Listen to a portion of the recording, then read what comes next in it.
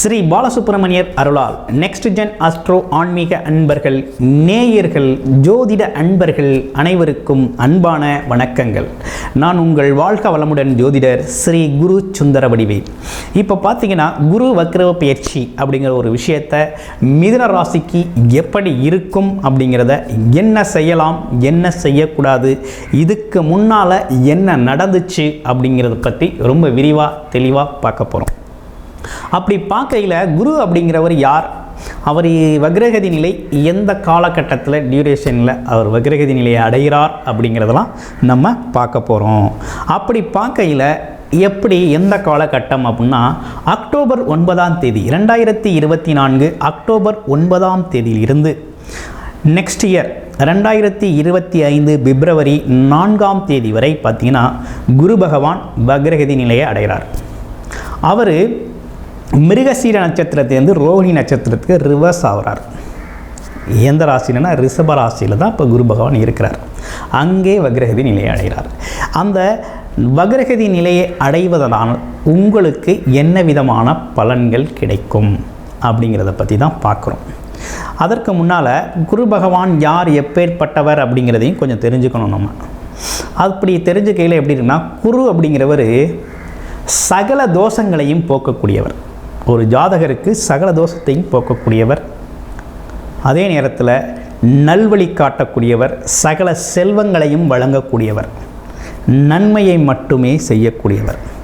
அதுலேயும் குறிப்பாக நீதி, நேர்மை, நியாயம், கடமை, கண்ணியம், கட்டுப்பாடு, சுய ஒழுக்கம், அதே போல் பார்த்திங்கன்னா கௌரவம், அந்தஸ்து, சகிப்புத்தன்மை, அனுசரித்து போகிறது, வழிகாட்டுதல், அதே நேரத்தில் வழிகாட்டியாக இருக்கிறது, ஒரு ஆசிரியராக இருக்கிறது, அதே நேரத்தில் அறிவுரை சொல்கிறது, இப்படிப்பட்ட பல்வேறு குணங்களை கொண்டவர் தான் நம்ம குரு பகவான்.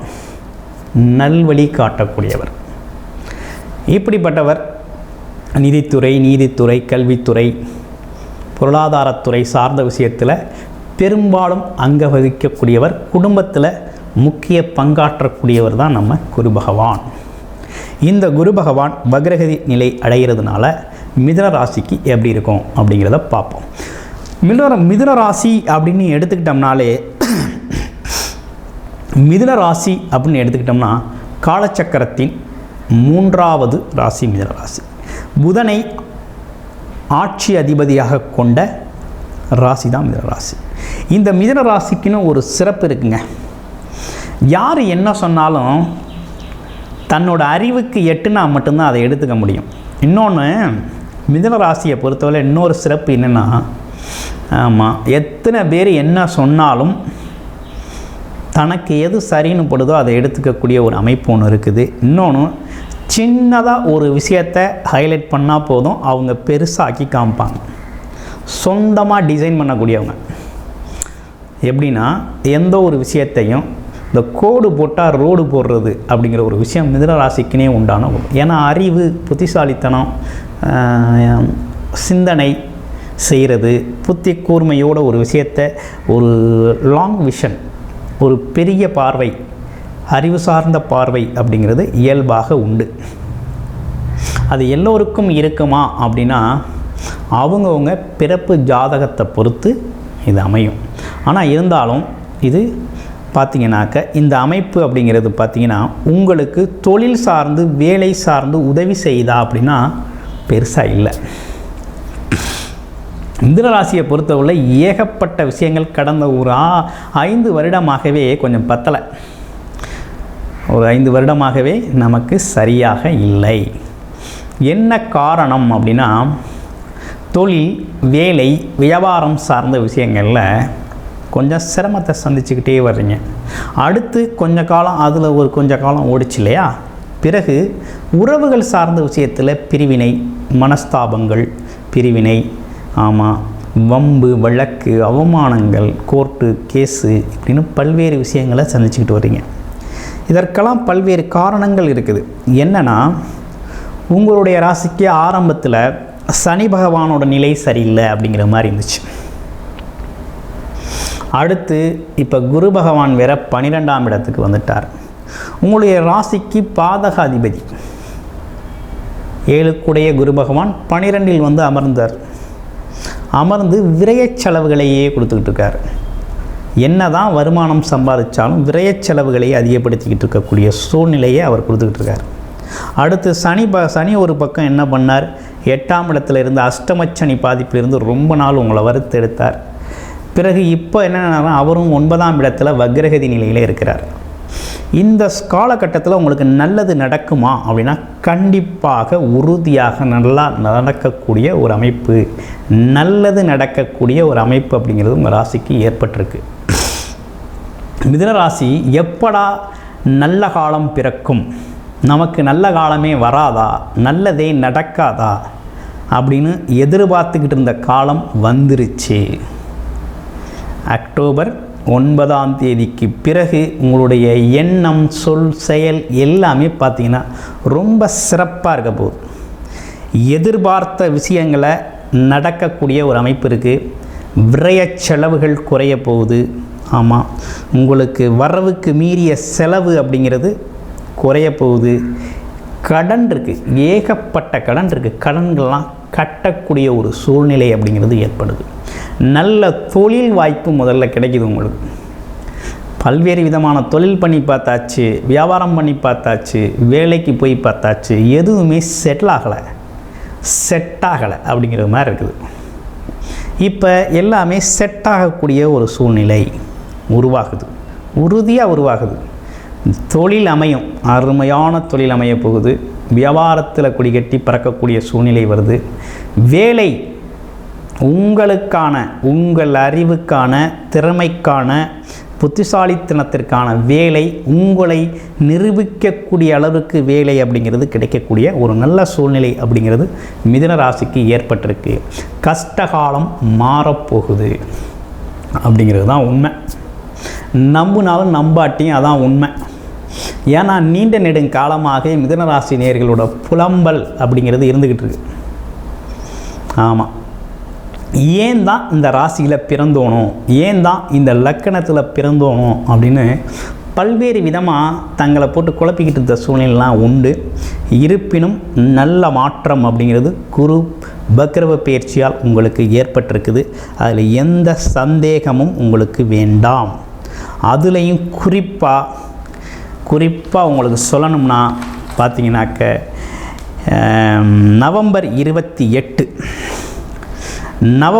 28க்குள்ளே வேலை, கேரியர் இது சம்மந்தப்பட்ட தொழில் சம்மந்தப்பட்ட விஷயங்கள்லாம் உங்களுக்கு நல்லபடியாக அமையும். அடுத்து நவம்பர் 28க்கு பிறகு வெளிநாடு, வெளியூர் பயணங்கள், குடும்பத்திற்கான குதூகலமான நிகழ்ச்சிகள், குடும்பத்தின் சந்தோஷம், குடும்பத்தின் உறவுகள் மகிழ்ச்சி அப்படிங்கிற ஒரு விஷயம்லாம் ரொம்ப சூப்பராக ஏற்பட போகுது. ஸோ உங்களுக்கான ஒரு நல்ல காலகட்டம் தான் அந்த காலகட்டம். இழந்ததையெல்லாம் மீட்டெடுக்கக்கூடிய காலகட்டம். மதிப்பு, மரியாதை, கௌரவம், அந்தஸ்து இதெல்லாம் விட்டு போனதெல்லாம் திரும்ப வரக்கூடிய காலகட்டம். பதவிகள் வரக்கூடிய காலகட்டம். அதே நேரத்தில் வெளிநாடு, வெளியூர் பயணம் போகணும், வருமானத்திற்காக, வேலைக்காக, தொழிலுக்காக போகணும்னு திட்டமிட்டவங்க தாராளமாக போகலாம். படிப்பு நல்லா வரும். ஆமாம், விட்டு போன, அதாவது வீடு, இடம் வாங்கி பரகுறையாக நின்ன விஷயம்லாம் சரியாகும். வீடு கட்ட ஆரம்பித்தாச்சு, பணம் இல்லை, கட்டாமல் போட்டாச்சு, திரும்ப கட்டணும் அப்படின்னா அந்த காலகட்டத்தில் ஆரம்பிச்சுக்கலாம். அதே போல் இடம், அதாவது அசையும் மற்றும் அசையா சொத்துக்களை வாங்கக்கூடிய அமைப்பு அப்படிங்கிறது சில பேருக்கு ஏற்பட்டிருக்கு. அதே போல் கடன் அப்படிங்கிற ஒரு விஷயம் அடைக்கக்கூடிய ஒரு சூழ்நிலை அப்படிங்கிறது ஏற்பட்டிருக்கு. அதே நேரத்தில் பயணங்கள் சார்ந்த விஷயங்கள், திடீர் அதிர்ஷ்டம் சார்ந்த விஷயங்கள்லாம் நடக்கும். வாழ்க்கையில் ஒரு திருப்பு முனை அப்படிங்கிறது இந்த காலகட்டத்தில் உங்களுக்கு ஏற்பட போகுது. மிகப்பெரிய டேர்னிங் பாயிண்ட் அப்படிங்கிறது இந்த காலகட்டத்தில் மிதுன ராசிக்கு உறுதியாக ஏற்படுது. ஒன்றும் பயப்பட வேண்டாம். இதுவரை கடந்த காலத்தை கடந்தது தான். பாஸ்ட் இஸ் பாஸ்ட் அப்படிங்கிறது மாதிரி கடந்ததை விட்டுட்டு ஒரு புது முயற்சியோடு உங்களுடைய வாழ்க்கை பயணத்தை ஆரம்பிங்க. ரொம்ப சிறப்பாக இந்த காலகட்டம் உங்களுக்கு அமைஞ்சிருக்குது. எடுத்த காரியங்களில் வெற்றி பெறக்கூடிய ஒரு சிறப்பான காலகட்டமாக இந்த காலகட்டம் உங்களுக்கு அமைஞ்சிருக்கு. அடுத்து பாருங்கள், மிருகசீடம் நட்சத்திரத்துக்கு எப்படி இருக்க போகுது அப்படின்னா, ஆரம்ப காலகட்டத்தில் வெளியூர், வெளிநாடு பயணங்கள் போகணுங்கிறவங்க தாராளமாக போகலாம். போகக்கூடிய ஒரு நல்ல சூழ்நிலை அப்படிங்கிறது ஏற்பட்டிருக்கு. குடும்பத்தின் மன மகிழ்ச்சி அப்படிங்கிறது உறுதி செய்யப்பட்டிருக்கு.